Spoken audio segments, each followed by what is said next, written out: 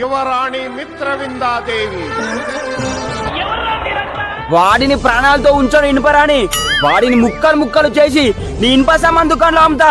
అరే దుకాణంలో దొడ్డు రవ్వ ఆ ఇనుపరాడిని తీసుకొచ్చి గడ్డపోనికి ఇస్తా అని మాటిచ్చాను.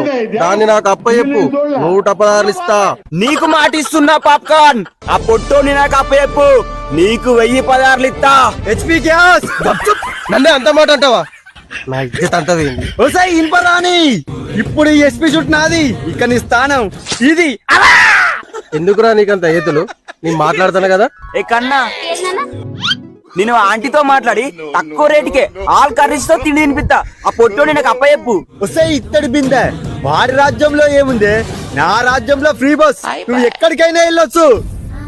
ఇత్తడి బిందా ఉంచుకో ఈ 100. అరే అవునా, దాని ఆధార్ కార్డు మన రాజ్యాల్లో చెల్లదు కాదురా. ఏ దానికి తెలియదు కదా, నువ్వు ఊరు మూసుకో.